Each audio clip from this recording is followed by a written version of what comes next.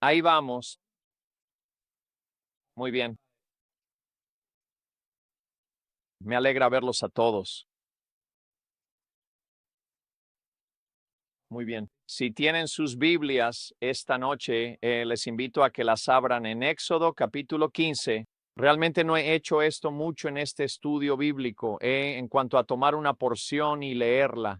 Pero esta noche voy a leer bastante del capítulo 15 del libro de Éxodo. Así que sí, todavía estamos en Éxodo. Lo sé, me siento mal. Yo haré lo mejor que pueda para avanzar un poco más rápido aquí.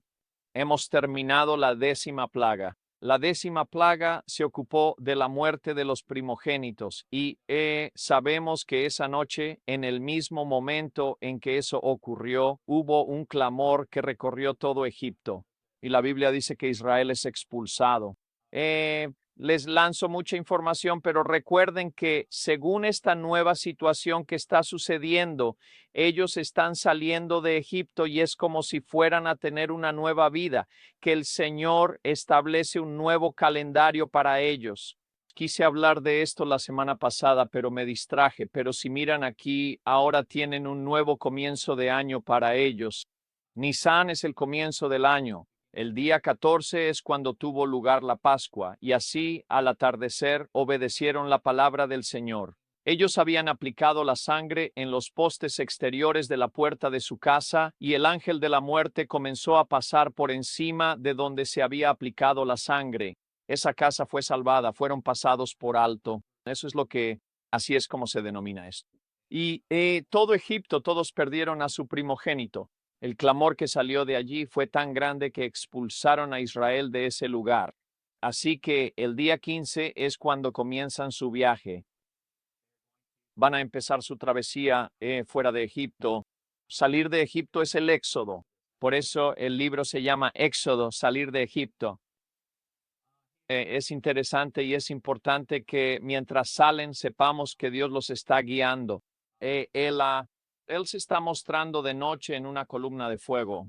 Ahora, ¿qué tan alta tiene que ser esta columna de fuego? Porque las estimaciones varían, ¿de acuerdo? Las estimaciones varían entre 1,5 millones y 2 millones de personas de las que estamos hablando que están saliendo de Egipto. Así que están saliendo de Egipto, están siendo guiados por esta columna de fuego de noche y luego una columna de nube durante el día. Y hay algunas cosas significativas que aprendemos. La escritura nos dice, y sucedió que cuando el faraón dejó ir al pueblo, Dios los guió. Fíjense, no por el camino de la tierra de los filisteos. Si toman su mapa por un momento, notarán aquí arriba en la parte superior que dice el camino de la tierra de los filisteos. Y la escritura nos dice que este camino era cercano, era una ruta más rápida. Una de las cosas que tienes que entender en tu caminar, en tu relación con Dios, es que Dios no tiene prisa. ¿De acuerdo? Y Dios no tiene ningún problema en hacerte ir más despacio, porque esto es lo que le preocupa a Dios. Se trata de desarrollarte a ti. No se trata de que llegues a donde necesitas ir para que puedas apresurarte, llegar y tener todas tus bendiciones y tu prosperidad. Eso no está en la mente de Dios. La mente de Dios es hacerte crecer y desarrollarte. Ahora, piensa en lo rápido que Dios sacó a Israel de Egipto. Lo hizo en una noche, ¿verdad? En un instante. De repente, el ángel de la muerte pasa y ellos son expulsados de Egipto. Y esto es lo que Dios entiende. Aunque Él puede traer la salvación rápidamente a tu vida, puede que tome toda una vida sacar todo tu pasado de ti.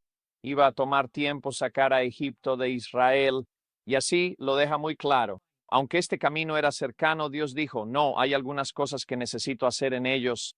Incluso hace la declaración, Él dijo, no sea que el pueblo se arrepienta cuando vea la guerra, ¿verdad? Cuando empiezan a surgir cosas difíciles, cuando las pruebas comienzan a aparecer, de repente deciden que quieren regresar a Egipto. A Dios le importa mucho formarte, hacerte crecer.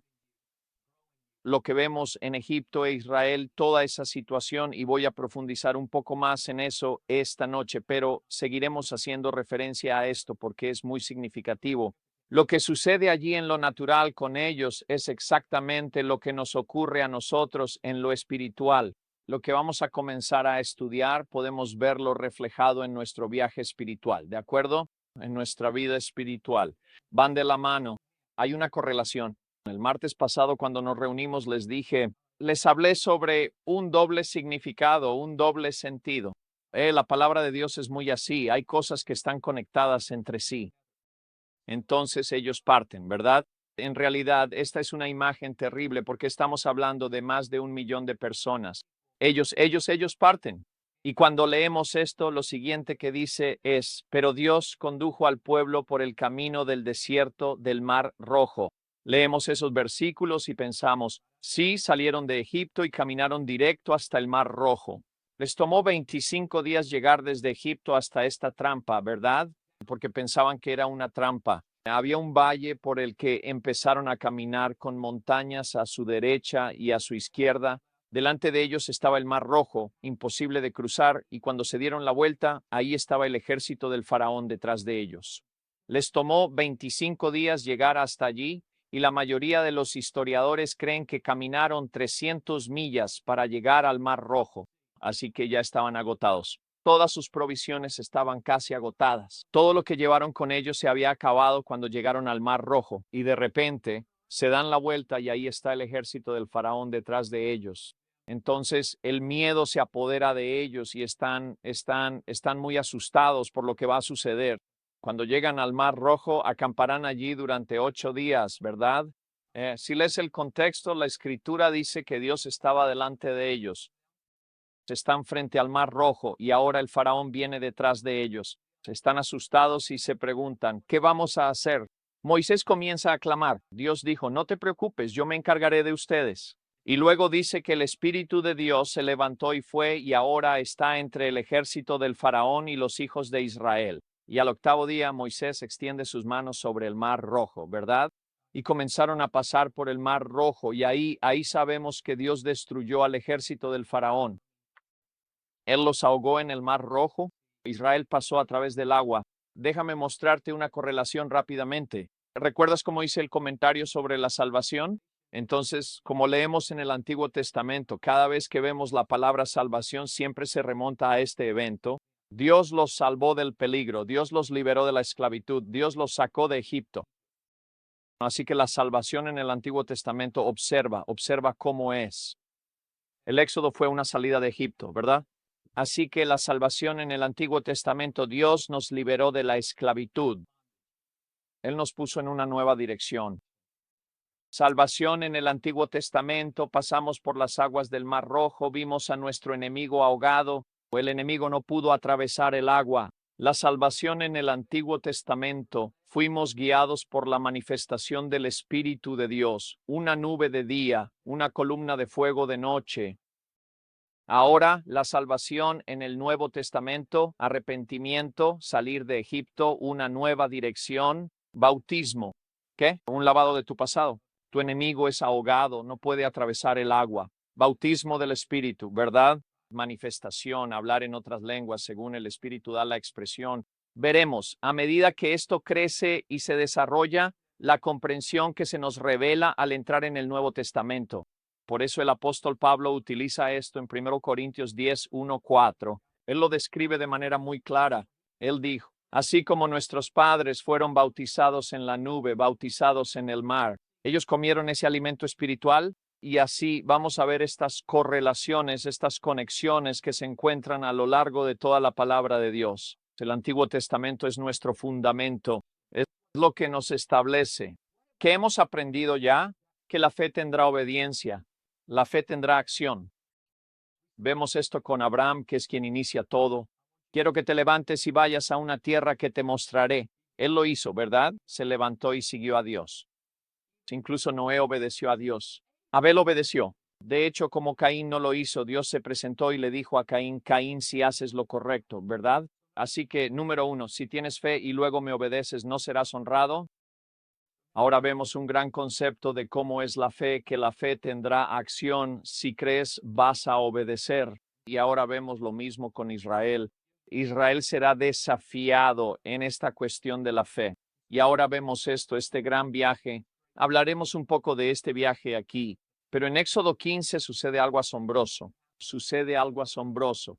Éxodo 15:1. Entonces cantó Moisés, vaya, vaya, vaya, él es tartamudo, él es el primer Meltilis. Algunos de ustedes saben quién es y otros que están viendo en línea van a tener que buscar en Google quién en el mundo es Meltilis. Bien, entonces ya saben, él empieza a cantar. Lo sé, esa fue mala. Ese fue un chiste realmente malo. Meltilis, sí. Entonces cantaron Moisés y los hijos de Israel este cántico al Señor y dijeron, cantaré al, tenga en cuenta que L-O-R-D está escrito con mayúscula. Cantaré a Ome, ya ve, Yahweh es yo soy el que soy, ¿no? Me convertiré en lo que necesites que sea. Dios se ha mostrado como su libertador. Cantaré al Señor porque ha triunfado gloriosamente, ha arrojado al mar al caballo y a su jinete.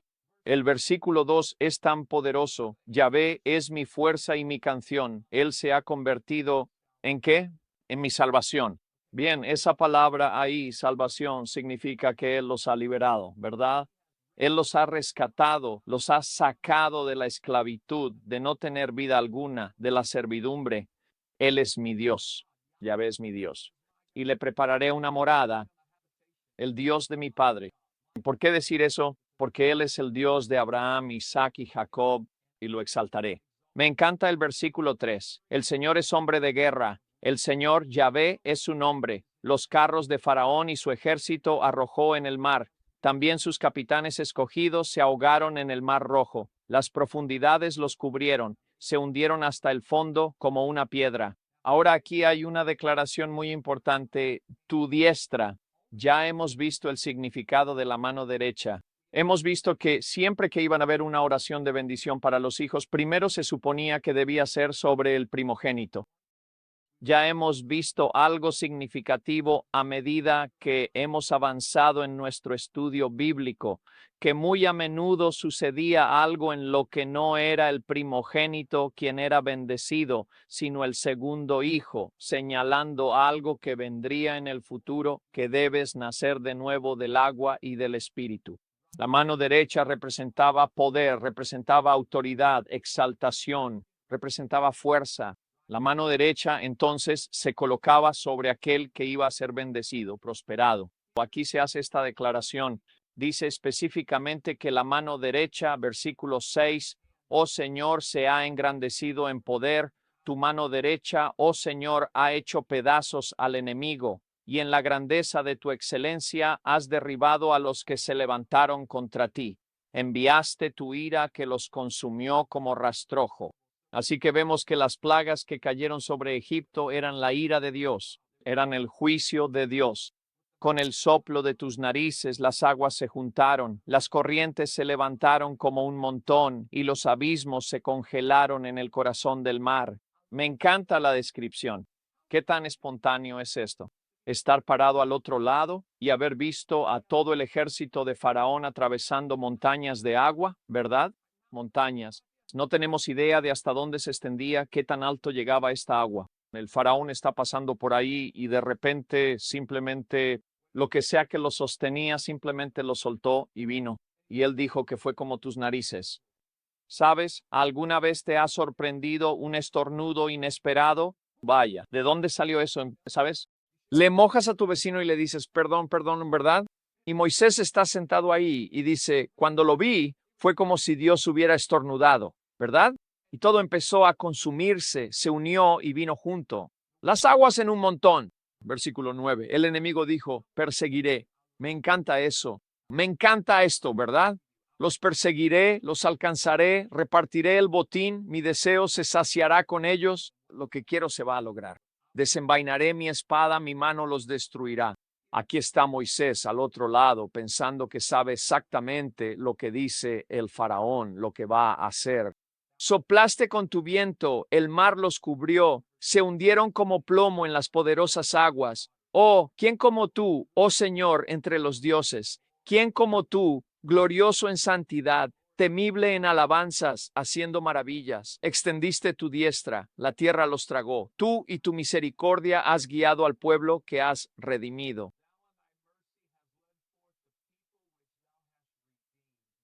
Fíjate en eso, fue la misericordia de Dios. La fortaleza en tu santa morada. Los pueblos oirán y temerán, dolor se apoderará de los habitantes de Palestina. Entonces los príncipes de Edom se turbarán, a los valientes de Moab los asaltará temblor. Todos los habitantes de Canaán, fíjate, se derretirán. ¿A dónde los está llevando Dios? Los está llevando a la tierra de Canaán. ¿Y qué está diciendo ya Moisés? No tienen ninguna posibilidad. Ellos no van a poder resistir. Y lo que está sucediendo es que Dios va a pelear por nosotros, ¿verdad? Tú los traerás. Versículo 17. Plántalos en el monte de tu heredad, en el lugar, oh Señor, que tú has hecho para que habites, en el santuario, oh Señor, que tus manos han establecido. El Señor reinará por los siglos de los siglos. Y luego tiene que decirlo una vez más. El caballo de Faraón entró con sus carros y con sus jinetes en el mar, y el Señor hizo volver las aguas del mar sobre ellos, pero los hijos de Israel pasaron en seco por en medio del mar. Algo tan espontáneo sucedió que en medio de eso, de repente Miriam toma un pandero. Esta es la hermana de Moisés, su hermana mayor, y ella comienza a cantar y ellos empiezan a gritar, ¿por qué? Su enemigo ha sido completamente destruido, arrasado por las aguas allí. Y así comienza a surgir una tremenda alegría. Así que han salido de Egipto, ya han cruzado el Mar Rojo, están en una zona desértica y ahora Dios los va a guiar. Me parece algo único porque realmente no saben a dónde los va a guiar Dios. Ellos no comprenden del todo la magnitud de que Dios les va a dar una tierra prometida y que Dios va a mantener su pacto inquebrantable con ellos. Y así están 3 días de viaje. Y esto suena como cuando realmente tienes una experiencia con Dios, ¿verdad? Hombre, sales de la iglesia, todavía estás empapado por el bautismo, las cosas van genial, has estado cantando y regocijándote. 3 días después llegan a Mara. Y la Biblia dice que cuando llegan allí, llegan a esta agua y no la pueden beber.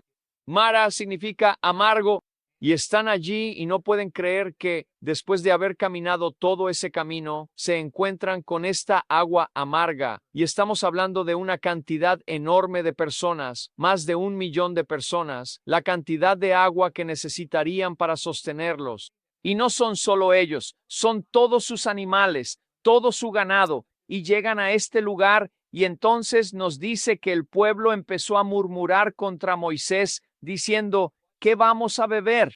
Esta es en realidad la segunda queja, ¿verdad? Que empezaron a hacerle a Moisés. La primera fue cuando vieron a Faraón y reconocieron, Dios mío, Faraón ha venido tras nosotros, nos va a matar. Empezaron a decir, Moisés, esto es lo que te decíamos desde el principio, ¿verdad? Sabes, si alguna vez has tenido la maravillosa oportunidad de enseñarle un estudio bíblico a alguien o de guiarlo hacia Dios y ya sabes, ves que llegan a la salvación, pero luego parece que después de la salvación a veces las cosas simplemente empiezan a desmoronarse y te miran y te dicen, ¿por qué no me dejaste en paz? ¿Verdad? A veces tenemos una idea equivocada de que, ya sabes, hombre, este es un terreno peligroso por el que caminar. Tu vida va a ser mucho mejor en Dios. Pero crecer en Dios no va a ser fácil. Dios va a empezar a hacer cosas nuevas en tu vida. Y aquí están diciendo, ya te lo dijimos, déjanos en paz. Solo queremos servir a los egipcios. Solo queremos estar donde estamos. Y así, esta es la primera queja cuando vieron al faraón. Por eso se regocijaron tanto, ¿verdad? Porque vieron a su enemigo destruido. Pero ahora se preguntan, bueno, ¿y ahora qué pasa con el tema del agua? Y yo encuentro esto absolutamente asombroso. ¿Qué hizo él con su enemigo? Los destruyó con agua. Si él pudo destruirlos con agua, entonces seguramente podría darles algo de beber. Un niño estaba en la escuela y de alguna manera surgió la conversación. La maestra simplemente dijo, quiero que todos ustedes entiendan que al estudiar todo esto, la época del año, ya saben, lo más probable es que esto sea alrededor del 4º mes. Estamos hablando de que probablemente fue en nuestro abril cuando Israel habría cruzado el Mar Rojo durante ese tiempo. Esa zona en particular siempre está en temporada de sequía. Y así, el área por la que cruzaron, la mayoría de los historiadores creen que solo había 15 centímetros de agua, a lo que ella dijo, básicamente, Dios realmente no hizo nada. Ellos simplemente cruzaron probablemente sobre algunas de las rocas que había allí y todo eso. Eso es lo que significa que Dios los guió a cruzar en tierra seca, y realmente no es el milagro que la Biblia dice que es. Y el niño de repente grita, wow. Y ella le dice, ¿por qué dices wow? Y él respondió, imagínate, Dios usó 15 centímetros de agua y ahogó a todo el ejército del faraón. No importa lo que quieras decir para negar que fue un milagro, sí. Fue un milagro lo que Dios hizo, ¿verdad? Y tan a menudo, cuando Dios hace milagros, ¿no es triste lo rápido que olvidamos? Sí. El milagro que hizo Dios, ya están quejándose. Ahora, esto es de lo que vamos a ser culpables. Vas a estar leyendo esto, vamos a estar repasando esto y vas a pensar, ¿qué les pasa a estas personas? Sí, por favor, no digas eso. Te estás buscando problemas, ¿de acuerdo? Porque te lo prometo, nosotros somos igual de culpables. Dios nos cuida todos los días de nuestra vida. No lo vemos todo el tiempo, no lo reconocemos siempre, pero les digo, Dios está tan involucrado en nuestras vidas como lo estuvo con Israel. Y nos damos cuenta de bueno, puedo notar por todos ustedes que ninguno se queja. Yo me quejo. A veces yo me quejo, ¿saben? Gracias al Señor tengo una buena esposa que me pone en mi lugar. No, ella no lo hace. Ella es consejera. Ella habla conmigo. Ella habla conmigo. Ella me pone en tiempo fuera. Siéntate ahí. No. Así que ellos están quejándose, ¿verdad? Ellos se están quejando. Y entonces Moisés empieza a orar. Dios, ¿saben? Recuerden, y esto es muy significativo, él es el mediador. Es muy importante que entiendan esto. Él es el mediador entre Israel y Dios, ¿verdad? Dios le habla a Moisés, Moisés se da la vuelta, a veces le habla a Aarón o a veces habla directamente a Israel. Entonces Israel a su vez va y le lleva todas sus quejas a Moisés, como si Moisés tuviera que presentárselas a Dios. Y entonces él dice, Señor, sabes, el agua está amarga, la gente aquí está molesta, están enojados. Entonces Dios lo guía y le muestra un árbol y él toma parte de la rama o algo así, no estamos exactamente seguros. La Biblia solo dice un árbol. Él lo toma, lo arroja al agua y de repente ocurre este milagro. Ahora el agua es dulce y todos están allí, están bebiendo, ¿saben? Y ahora están regocijándose de nuevo porque el agua se ha vuelto dulce, está completamente clara. Así que en este momento, sin embargo, es interesante que cada prueba que enfrentas, cada dificultad que atraviesas, siempre tiene un propósito. Porque aquí vemos que la amargura del agua era para captar su atención. Y esto era lo que él quería, lo que Dios quería que ellos entendieran. Él les hizo un estatuto, o estatuto significa una ley, y luego una ordenanza. Una ordenanza significa que es por la máxima autoridad, ¿verdad? Así que Dios les dio un estatuto y una ordenanza y allí los puso a prueba. Bien, ¿cuál fue el estatuto que Dios ya les había dado? Muy sencillo. Esta Pascua la van a celebrar cada año. Y luego después de la Pascua se habrá 7 días de la fiesta de los panes sin levadura para recordarles que al salir de Egipto salieron tan rápido que no tuvieron tiempo de hornear pan, no tuvieron tiempo de amasarlo, no tuvieron tiempo de hacer nada de eso. Tuvieron que moverse rápido y con prisa. Y luego para recordarles la consagración del primogénito, recuerden todo primogénito varón, ¿verdad? Mamá y papá están ahí y la mamá está dando a luz. Y desde otra habitación, de repente, la partera le gritaba al papá que estaba esperando en la sala, caminando de un lado a otro. Oye, ¿tienes un hijo? E instantáneamente eso le decía al papá, oh, tengo un hijo. Eso significa que ese hijo tiene que ser redimido. Y entonces cuando ese hijo cumplía 8 días de edad, tenía que ser circuncidado y ese papá tenía que ir a buscar un cordero. El cordero tenía que tener 1 año de edad. El cordero no podía tener ningún defecto y ese cordero tenía que ser sacrificado. Se tenía que derramar sangre por ese primogénito. ¿Por qué es esto tan significativo? Porque ese primogénito tiene que ser redimido. Tu vida del primer nacimiento, eso no es lo que importa, porque el primer nacimiento te introduce en el pecado, y si naces en pecado tienes que ser redimido por la sangre, ¿verdad? Todo esto nos está llevando, nos está guiando a una comprensión clara de cómo es y qué representa la verdadera salvación del pecado. Así que esto se convirtió en un estatuto. Fue una ley dada por la autoridad más alta, Dios mismo. Él la declaró. Y así, en las aguas amargas, Él les recordó de nuevo. Guarden mi ley. ¿Verdad? Pascua, fiesta de los panes sin levadura, consagración del primogénito. Y luego les recordó. Deben escuchar la voz de Moisés, ¿verdad? Moisés. Es como si fuera el Señor hablándoles a ustedes, porque ¿quién les había dado todo esto? Era Moisés quien les hablaba e instruía. Y así, vemos después de esto que Moisés se pone delante de ellos y dice, si escuchas atentamente la voz del Señor tu Dios y haces lo que es recto y justo ante sus ojos, y prestas oído a sus mandamientos y los cumples fielmente. Ahora ellos aún no saben esto. ¿Cómo lo digo? ¿Cómo lo expreso de la mejor manera posible? Hoy es el aniversario de bodas de Josiah y Hailey.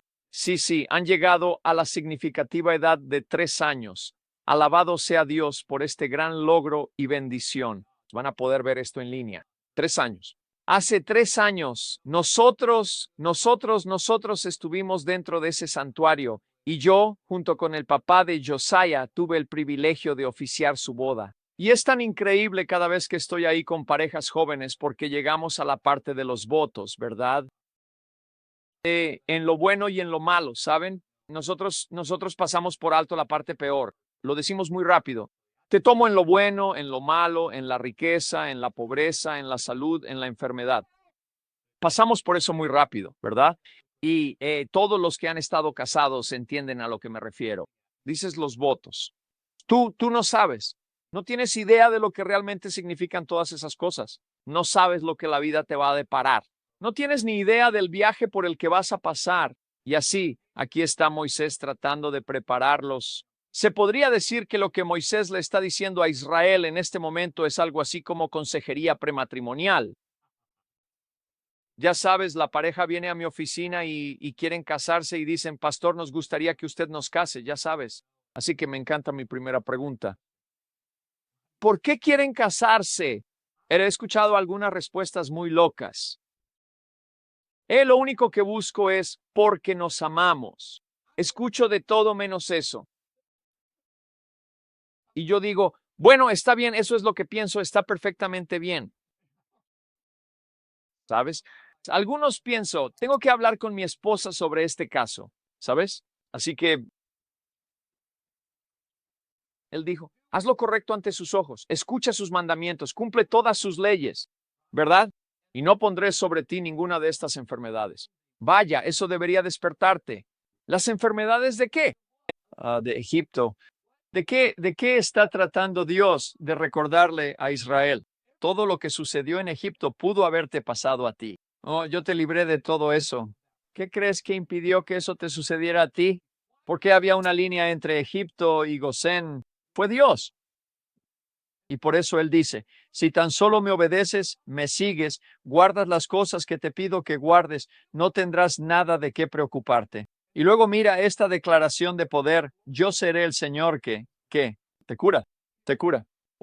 Voy a adelantarme, porque una de mis frases favoritas cuando lleguemos al final de esto es simplemente hablar de que los hijos de Israel marcharon por el desierto durante 40 años y la Biblia dice que sus pies no se hincharon. Sí, ahora algunos de ustedes que ya estamos del otro lado de la colina y vamos cuesta abajo, saben que eso es algo importante. Mi esposa, ella va de aquí a San Antonio y ya saben, tenemos que mantenerle los pies elevados y todo eso, ¿saben?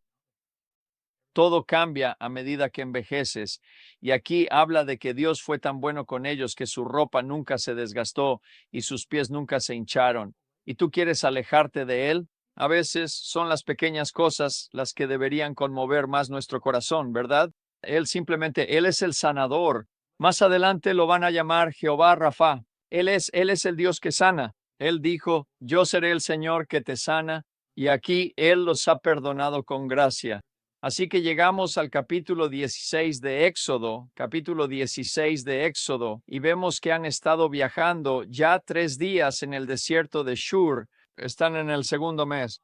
Si tienes tu calendario aquí contigo y miras el segundo mes completo, ahí es exactamente donde están. Han pasado ya 31 días completos desde que salieron de la tierra de Egipto, 31 días fuera de Egipto, un período significativo de tiempo. Y aquí viene su tercera queja.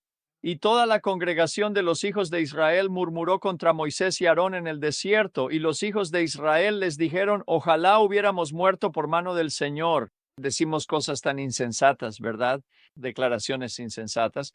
Ojalá hubiéramos muerto por mano del Señor en la tierra de Egipto, cuando nos sentábamos junto a las ollas de carne y comíamos pan hasta saciarnos, ¿verdad? Ellos eran esclavos. Bueno, al menos tenía algo para comer.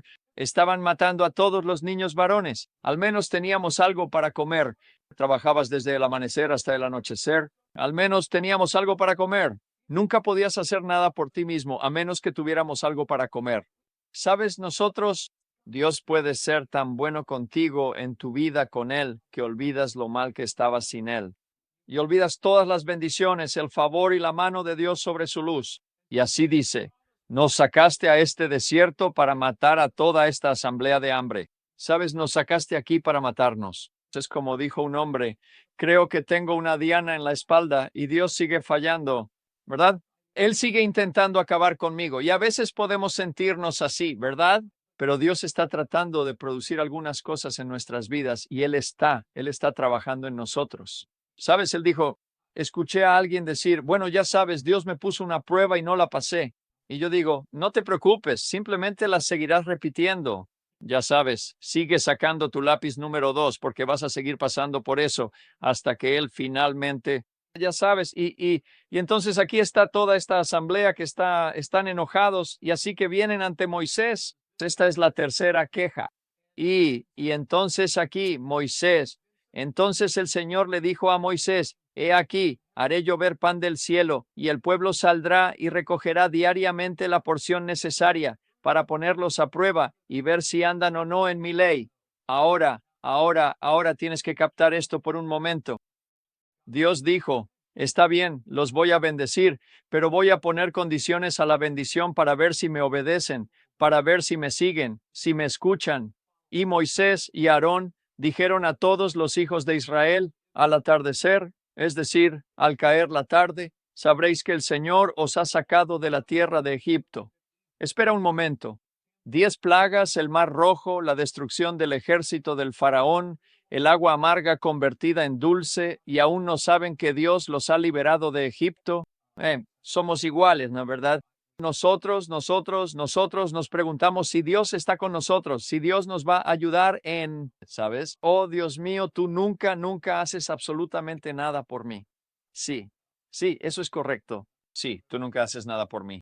Y por la mañana entonces verán la gloria del Señor. Pero fíjense en esto. Él escucha sus murmuraciones contra el Señor. Bueno, no lo están diciendo contra Dios. Bueno, lo están diciendo contra Moisés. Él es quien los guía y dirige, así que Dios lo está escuchando. Y entonces Moisés dice: ¿y qué somos nosotros para que murmuren contra nosotros? Y así la Biblia dice que tan pronto como terminaron, de repente apareció la gloria de Dios. Aarón habló a toda la congregación de los hijos de Israel y ellos miraron hacia el desierto y he aquí la gloria del Señor. De repente Dios simplemente se manifestó. Él apareció, una manifestación, y entonces aquí empezaron a hablar y sucedió que al atardecer vinieron las codornices. ¿Alguna vez han ido a cazar codornices? ¿Alguna vez has visto una codorniz de esta altura? Muy delicioso para comer. Y una codorniz probablemente me llenaría. Algunos de ustedes tendrían que tener 2 o 3 codornices. Simplemente no hay una manera educada de decirlo, ¿sabes? Son solo y corren por todo el suelo.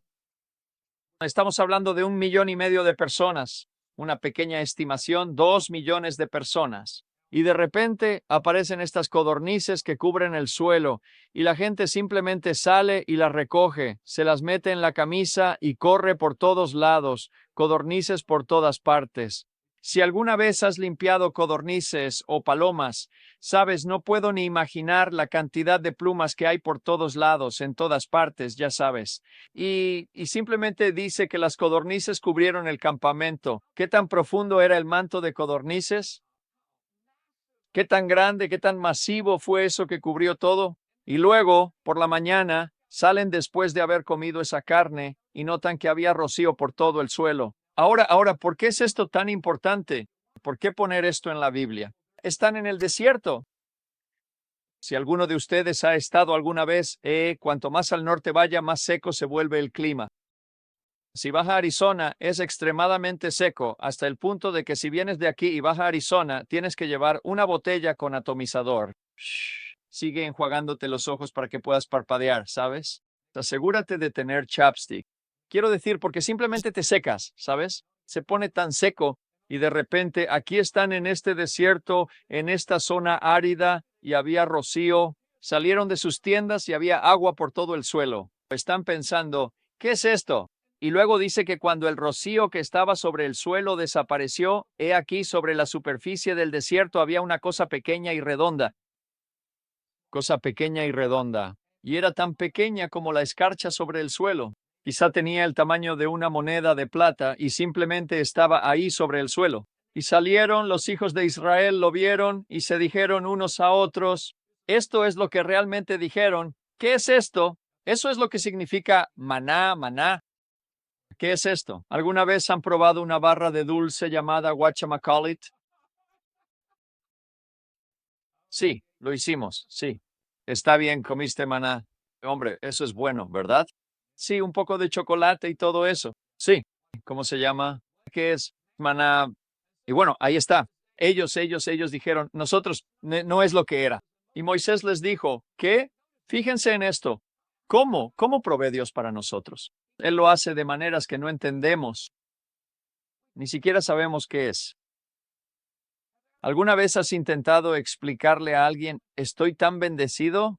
Bueno, yo no te veo bendecido. ¿Sabes? Te acaban de despedir y la casa en la que vives y el auto. Lo sé. Sí, sí. Pero por Dios, no puedo. Es un, ¿cómo se llama? Es maná. ¿Cómo te lo explico? ¿Verdad? Es lo que me sostiene. Es lo que me mantiene. Es el pan. Es el pan que el Señor les ha dado para comer. Y luego esto es lo que verdaderamente me encanta. El que recogió mucho no tuvo absolutamente nada de más, y el que recogió poco no tuvo ninguna escasez en absoluto. Así de asombroso es Dios. Entonces Moisés dice, está bien, ya saben, salgan ahí, es maná, cada mañana salgan y empiecen a recoger el maná del suelo.